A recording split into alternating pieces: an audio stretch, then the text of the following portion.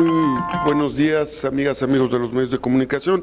Le agradezco a Mayra Martínez que nos ayuda en la coordinación de esta rueda de prensa en el marco de las tareas que hace la Comisión Permanente. Quiero primero informarles que me reintegré a las labores del Senado de la República. En este momento es una fase electoral que se llama intercampaña. No hay campaña en el caso estatal, pero para mí es muy importante informarles que estamos preparando un paquete de iniciativas que vamos a plantear en el mes de febrero. Nosotros hemos decidido, mi equipo, integrarnos en el mes de febrero a la actividad legislativa en el último periodo de la legislatura, de esta segunda legislatura del Senado que nos ha correspondido a nosotros, y he preparado un paquete de temas que consideramos importantes. Solo estaré en el mes de febrero, por eso quiero aprovechar estas semanas para irles informando los temas que vamos a ir abordando.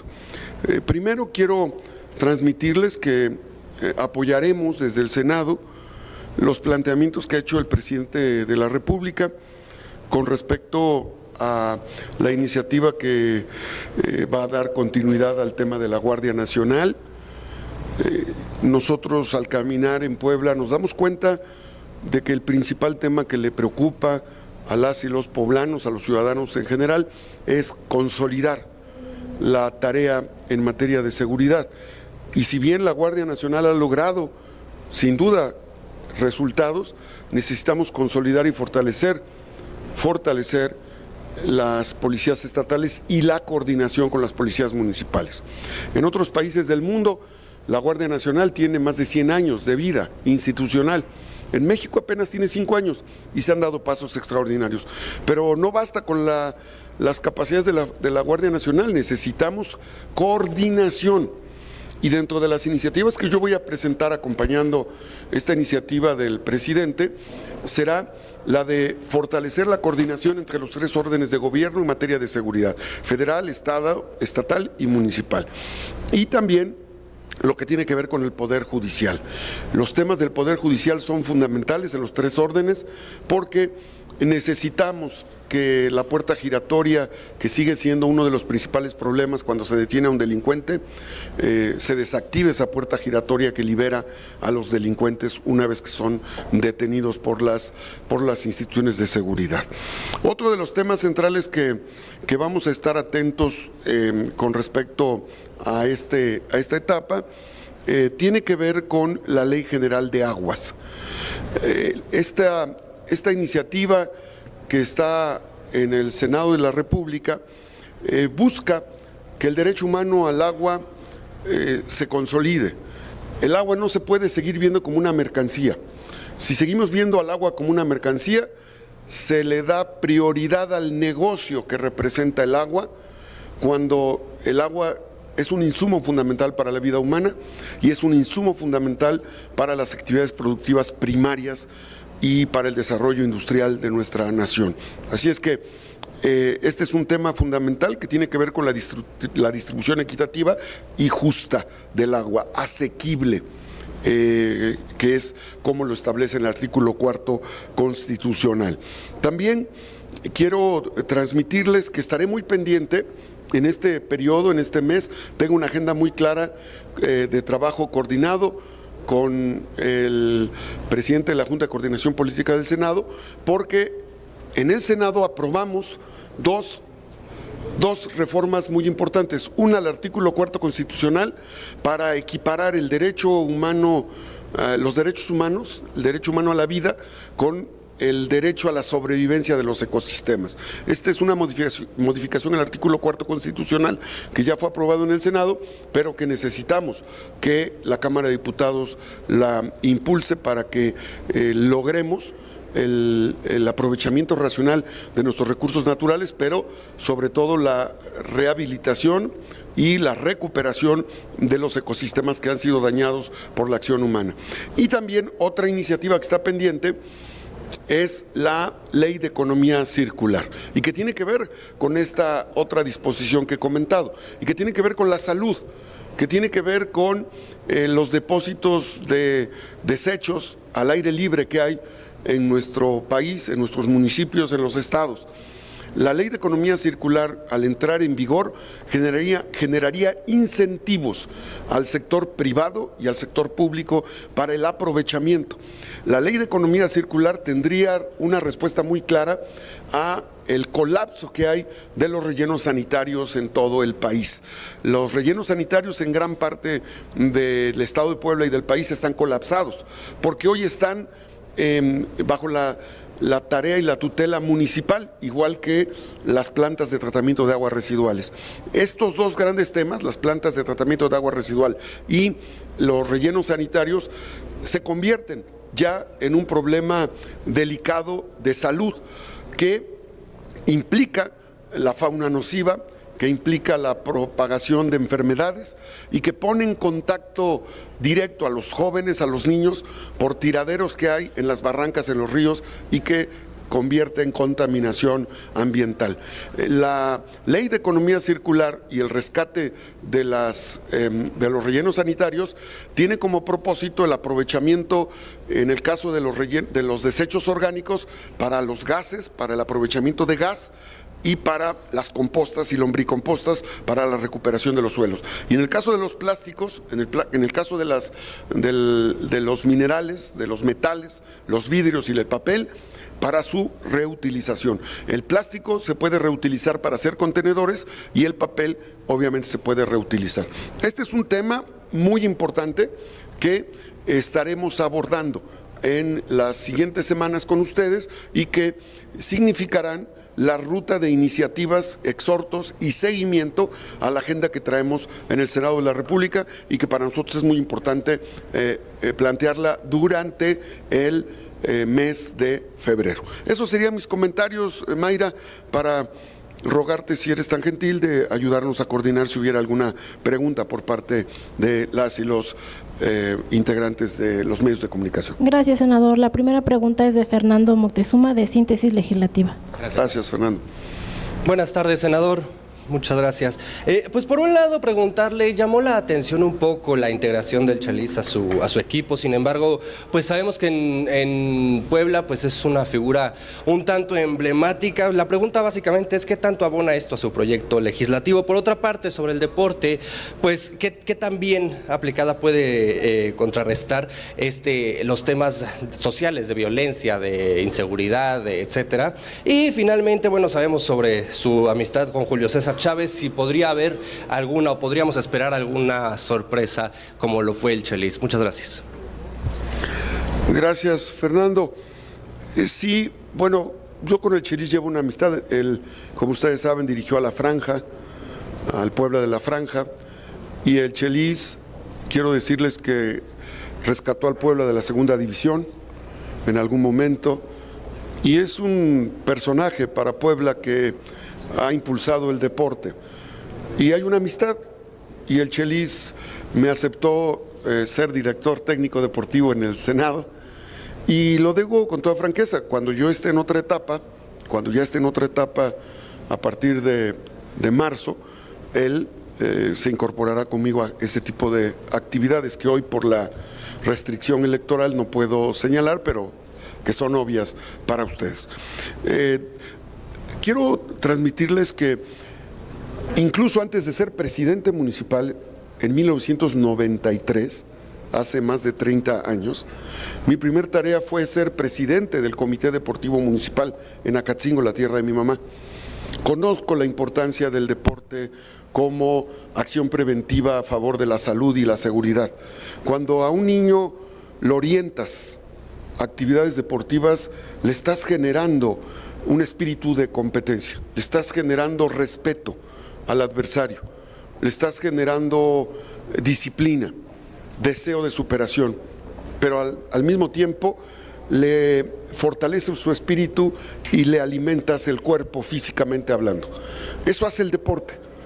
Y en el caso de la salud, bueno, pues ayuda porque A lo largo de estos 5 años que yo he estado en el Senado, he estado implementando y he estado presentando el libro de la pandemia de los edulcorantes. Y muchos deportistas que han sido campeones mundiales, mujeres, hombres, nos han ayudado a promover el libro de la pandemia de los edulcorantes como una opción contra la obesidad.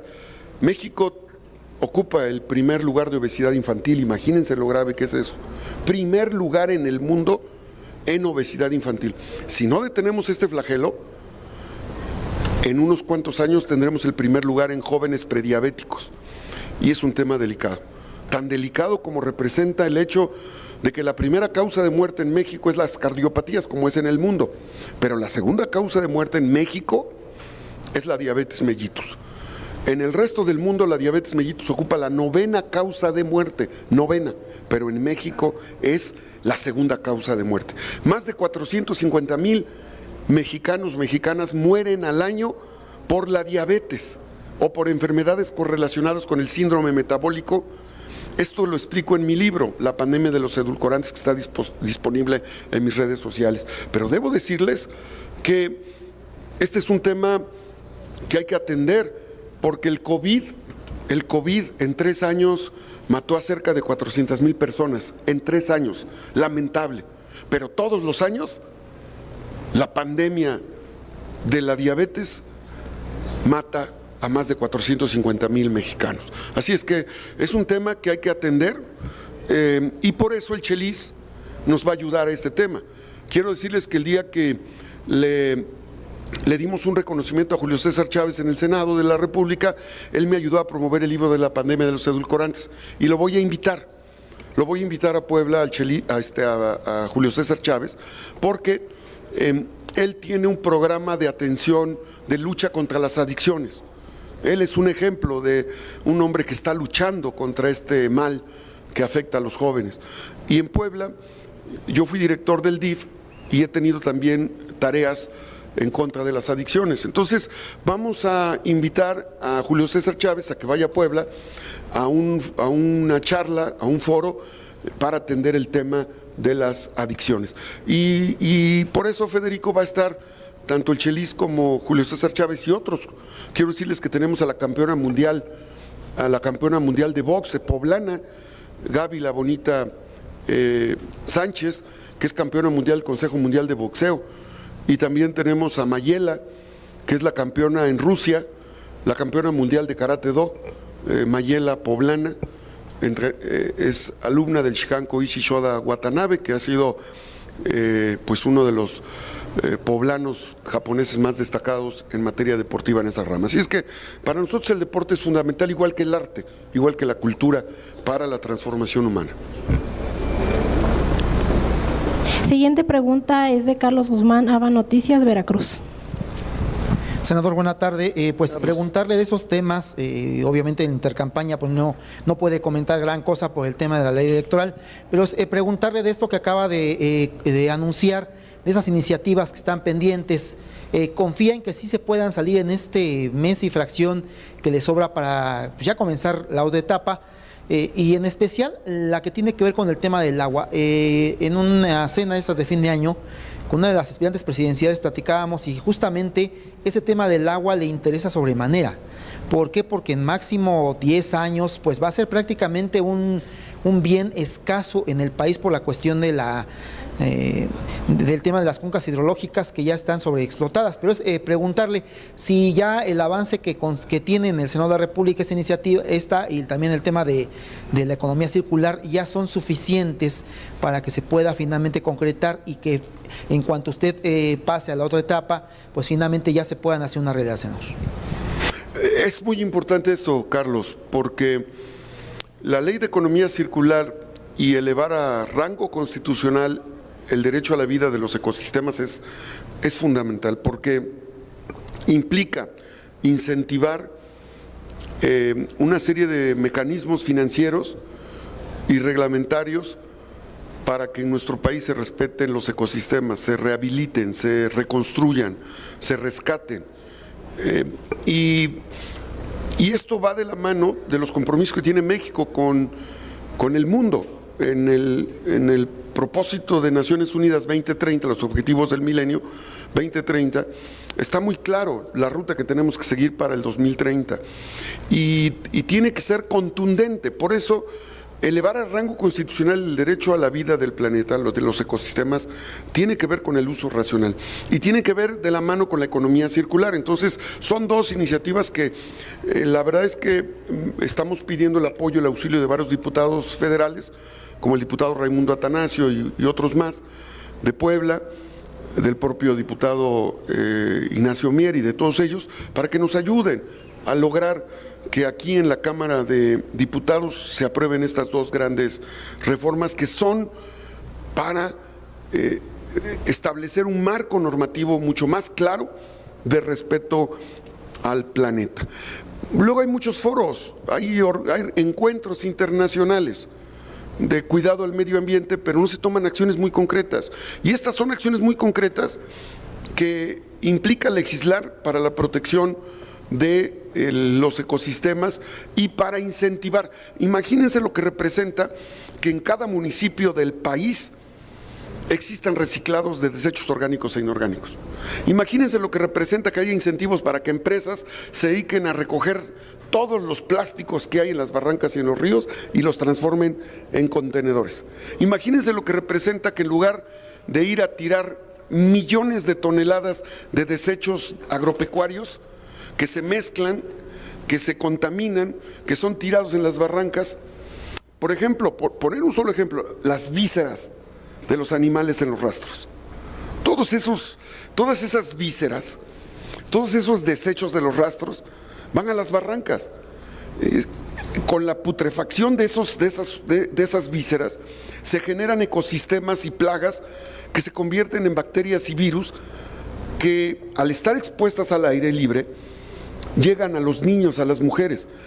Hay procedimientos en la economía circular que permite que esas vísceras se conviertan incluso en alimento para perros, para gatos, se reutilicen, o incluso desechos orgánicos como los desechos de las verduras, de las legumbres, se convierten con tratamiento que hace la Universidad de la Narro, la Universidad Chapingo, la Benemérita Universidad Autónoma de Puebla, el Politécnico Nacional que ya llegó a Puebla. Todos estos elementos van a permitir que se logre hacer compostas y lombricompostas que enriquecen los suelos por la erosión. Entonces es un ganar-ganar para el sector agropecuario, para el sector industrial y para la población en general. Ahora bien, la ley de economía circular se tiene que aprobar porque implica incentivos fiscales, subsidios y apoyos. Pero si no lo hacemos nosotros, afortunadamente ya hay empresas, empresarios y organismos comerciales que lo están haciendo. Pongo dos ejemplos. Tepeaca, en Tepeaca, que es un mercado, un tianguis de los más grandes de América Latina, ya tienen un molino de PET y están transformando 50 toneladas de plástico a la semana que se recolectan en PET. O Huixcolotla, que es otro de los centros de acopio más grandes que hay en Puebla, 80 toneladas de desechos orgánicos ya se están convirtiendo en compostas y lombricompostas. Pero ellos han hecho un esfuerzo individual que lo hemos impulsado nosotros. Se tiene que convertir en una ley para que de una acción voluntaria se vuelva una acción pública, una política de Estado, porque no es una política pública, una política de Estado que se institucionaliza con una ley y que va a rescatar auténticamente al planeta y que va a generar salud. Es un tema muy importante, yo creo en eso, y durante este mes lo vamos a impulsar, como lo hemos estado haciendo en otros ámbitos de nuestras responsabilidades públicas. Ya para terminar, senador, el tema de la cannabis, comenzó la legislatura, bueno, la anterior legislatura en el Senado, pues justamente con ese tema, lo traía también la ministra Olga Sánchez Cordero, pero pues tal parece que se congeló, se metió a la congeladora, no sé si finalmente se pueda obtener lo que se pretendía al inicio, de que el tema medicinal, el tema de consumo recreativo, pues finalmente se dé, ya que bueno, usted era testigo, lo teníamos en el Senado afuera, con el consumo que a veces era impropio, insano, pero finalmente es un reflejo de que se necesita una legislación en la materia. Finalmente, ¿en qué va ese tema, senador? Gracias. Bueno, el Poder Judicial, a través de la Suprema Corte de Justicia, ha dictaminado en esa materia. Yo hago un llamado respetuoso para que se analice el tema del cáñamo.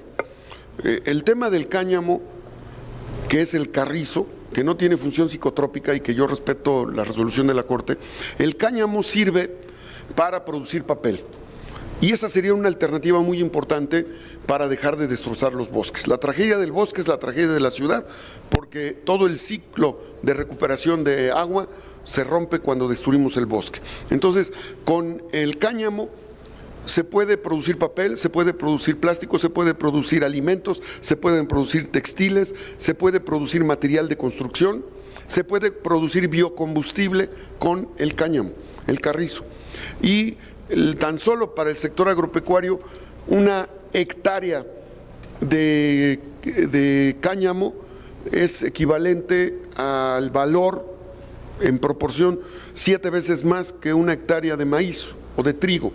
Entonces, en el sector agropecuario es importante para el productor y para el desarrollo industrial sería muy importante. Hay que valorarlo, hay que insistir en este tema, lo vamos a hacer con un sentido amplio de la importancia que puede representar para México el aprovechamiento del cáñamo, el carrizo del cáñamo para la producción industrial. Siguiente pregunta, Félix Muñiz, de Punto Aéreo. Félix. ¿Qué tal, senador? Muy buenas tardes a todos. Preguntarte primero una pregunta fácil y otra difícil. La difícil, ¿no les cayó como bomba esto que declaró San Juana Martínez, exdirectora de Notimex, que les quitaron el 20% de su liquidación para llevarlo a la campaña de Claudia Sheinbaum? Y me acuerdo que en el Senado, cuando se hablaba de ciertas cosas raras en Notimex, nunca la pudieron llamar a comparecer. No sé si ahora, aunque sea exfuncionaria, porque tiene que dar cuentas, tiene que rendir cuentas de cómo quedó Notimex. No sé si eso sea posible, esa sería mi primera pregunta, senador. Bueno, hoy lo leí, más bien lo vi y lo escuché, porque todos los días escucho la mañanera, y escuché el comentario y también escuché la respuesta que dio el presidente de la República. Y es importante, quien acusa tiene que demostrar. Y si hay un señalamiento sobre estas declaraciones, creo que vale la pena que se prueben esos dichos, tal como lo comentó el presidente de la República. Y en ese sentido, pues en las campañas surgen muchos temas, pero si hay un señalamiento, quien acusa está obligado a demostrar. Pero ustedes como Senado, porque también le dieron su ratificación, ¿no es necesario que rinda cuentas? Porque algo ocurrió en Notimex y todos los recursos que se gastaron no está muy claro. Entonces no sé si ustedes podrían, y no sé si a ti te dé chance, porque pues igual tú te vas en febrero, ¿no? Pero no sé, si se tendría que pedirle a ella que vaya con ustedes y les diga que si efectivamente les descontaron el 20%. Es un tema que hay que darle la atención que corresponde, con la autoridad que corresponde. Esto puede ser sin duda un tema en el ámbito judicial y hay que hacerlo. Hay que dejar que las autoridades judiciales actúen y en el Senado de la República no somos omisos. Vamos a tener una plenaria nosotros en la última semana de enero y seguramente será un tema que se analizará, seguramente. Y en el otro tema, en cuanto a la agenda legislativa, ya ves que el presidente ya anunció que van dos, lo del asunto de las pensiones en lo particular. Aquí la oposición vino a decir que es posible que se quieran apoderar de los recursos y de los ahorros de los trabajadores. ¿En ese sentido iría esta reforma, senador? ¿Te refieres a lo que quisieron interpretar con la desaparición de las Afores? Sí. Ajá. No, mira, hay una interpretación incorrecta que es una interpretación electoral. Es evidente que la oposición busca siempre en tiempo electoral darle un sentido distinto a lo que realmente se está planteando. Se tiene que analizar cómo se va a atender este tema que tiene que ver con la ruta demográfica del país. Desde el 2013 la pirámide poblacional se viene invirtiendo. Hacia el 2050, el segmento de población más grande vamos a ser los adultos mayores o los jóvenes con juventud acumulada. Entonces, este tema va a tener un significado muy importante porque las pensiones se multiplican y aquí lo que tiene que suceder es lograr una mayor aportación para poder incrementar y tener los fondos suficientes. Pero tiene que ver también con un asunto que implica una gran reforma hacendaria en ámbito federal, estatal y municipal. Es un tema muy complejo, pero nadie está hablando de apropiarse de los recursos de las AFORES, solo que, bueno, pues para los seguidores de ese grupo, pues están en contra, simplemente. Pero como venga la iniciativa que todavía no la ven, si no recurren los requisitos a esta, ¿sí le cambiarán comas o también pasará tal cual como la manda el presidente? La vamos a revisar. Hay un proceso legislativo que atendemos, Félix, y que desde luego las comas, los acentos, los párrafos, los guiones, todo se atiende. Gracias. Siguiente pregunta, Sebastián Rivera, de República Diario. Sebastián, ¿verdad? Sí, gracias. Regresando al tema de las AFORES, precisamente usted estaría a favor, tomando en cuenta que si regresamos al sistema previo de antes del 97, o sea, esto ya representaría un gasto, o sea, ya representa un gasto del 22% del gasto público del país. Entonces, esto significaría insostenibilidad pública en las finanzas. ¿Sería factible? O sea, ¿usted estaría a favor de esto? Es importante que se entienda, comentaba hace un momento Sebastián, que la pirámide poblacional se está invirtiendo y hay factores de la producción que participan, hay que reconocerlo, ha hecho el presidente, hay que reconocer la voluntad del sector empresarial para incrementar las aportaciones y lograr beneficios a los trabajadores. Sí, en 2020 se llegó a un consenso con el sector privado que lleva las AFORES para que los patrones aumentaran un poco más en esta unidad tripartita para las AFORES. Ahora lo que se pretende es que el gobierno aporte más, pero esta aportación sería insostenible. Sí, hay que entender, a eso voy, que para que existan este tipo de incrementos, el sector público y el sector privado tienen que trabajar para lograr que estos recursos se puedan canalizar. En este momento está terminando un sexenio, está cerrando un sexenio. Yo veo complejo, que al cierre de un sexenio se pueda atender un tema de esta magnitud. Se tienen que sentar las bases. Y sentar las bases implica hacer una revisión hacendaria de fondo, que tiene que ver con la capacidad tributaria, que tiene que ver con los ingresos del país. Todavía hay temas pendientes por ahí que implican mayor captación de recursos. Yo lo he dicho con respeto, pero esto genera ruido.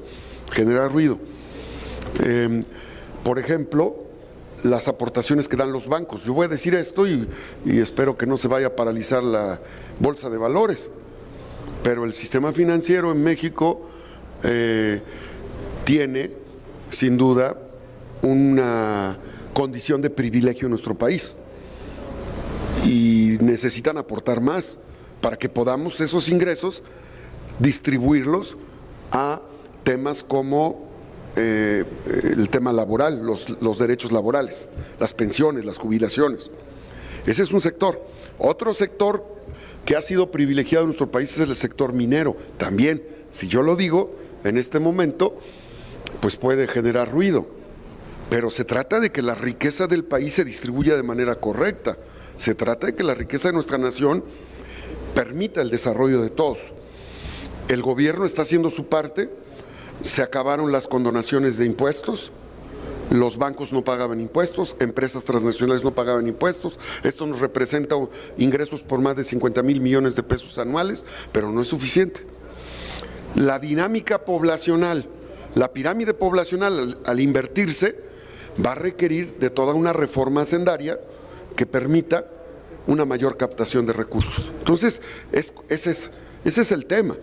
No basta con una aprobación de modificación al fondo para la atención a las pensiones, porque lo importante es saber de dónde vas a obtener esos ingresos. Entonces, es un tema muy complejo, que requiere del acuerdo del sector público, del sector privado y, desde luego, de todos los factores de la producción. En este caso, Sebastián. Una última pregunta de Tania Damián, de Ángulo 7. Buenas tardes, senador. Hola, paisana. Dos preguntas. La primera es, habla de su agenda legislativa, varios temas importantes. ¿Cómo se coordinará con la Cámara de Diputados para ese tema? Y la segunda es un tema nacional. ¿Cuál es la opinión de que ayer no se ratificó a Ernestina Godoy, quien buscaba seguir al frente de la Fiscalía de la Ciudad de México? Serían esas dos preguntas, por favor.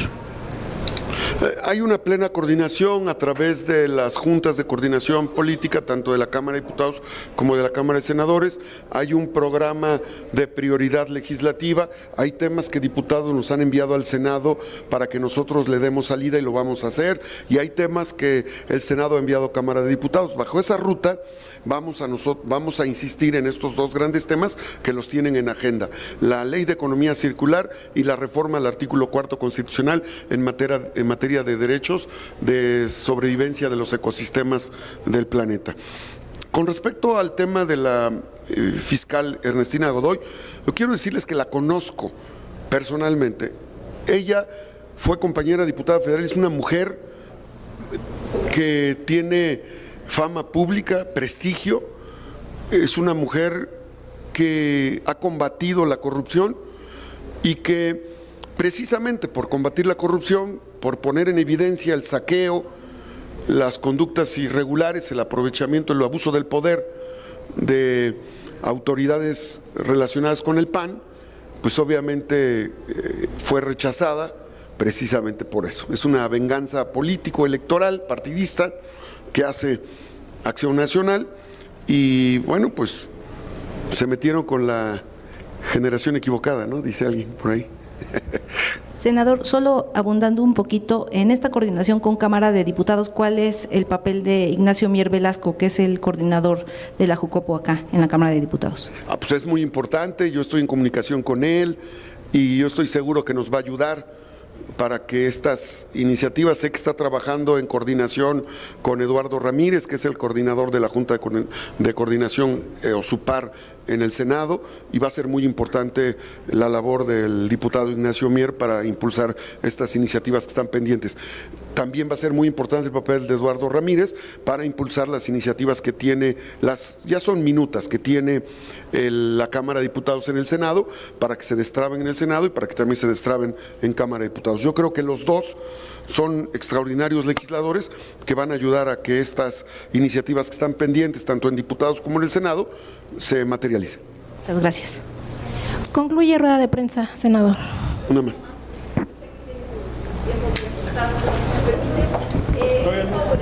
Hay una ley para precisamente aumentar los precios de las bebidas endulzadas para el combate a la obesidad infantil. Quiero saber en qué ha quedado, si realmente se han hecho algunos programas para incidir en a partir de los impuestos que se cobraron a estos alimentos. Sí, fue una propuesta que se hizo a la ley de ingresos para que el impuesto a las bebidas edulcoradas creciera. Ese tema año con año se analiza. Es importante que se sensibilice a las empresas refresqueras, porque las empresas refresqueras tienen utilidades extraordinarias. Ellas siempre argumentan que un impuesto mayor puede generar afectaciones laborales. Yo respetuosamente creo que no. Sin embargo, es parte de esa responsabilidad social que debe de haber en las empresas. Y En la medida en que las empresas refresqueras entiendan que el gran problema de diabetes y de obesidad que tenemos en México en parte es por el abuso en el consumo de refrescos, en esa medida creo que sensibilizaremos para que su aportación sea mayor. O la otra, lo que yo he planteado es o aportan más impuesto para atender la salud o cambian la fórmula. Cambiar la fórmula de cómo preparan sus bebidas edulcoradas, porque en la fórmula eliminaron el azúcar y agregaron edulcorantes. El edulcorante es un químico que tiene una afectación directa al sistema inmunológico. Tenemos estudios, por eso es que tengo el libro de la pandemia de los edulcorantes. Es un tema delicado. Entonces no hay un impuesto. Hay una aportación, sí hay un impuesto, claro, a las bebidas, lo hay, pero no es suficiente, necesitamos atender en los próximos años ese tema. Lo hemos insistido, lo hemos hecho, es un asunto también de conciencia humana, porque hacer conciencia al ciudadano de que no consuma en exceso refresco implica también un acto de voluntad ciudadana, es un asunto social, entonces es un tema de fondo también. Es todo, senador. Gracias. Muchas gracias. No hay más Excelente preguntas. tarde a todas, a todos. Gracias. Y te agradezco mucho, Mayra, y a todo el equipo de la Cámara de Diputados por su generosidad y su atención.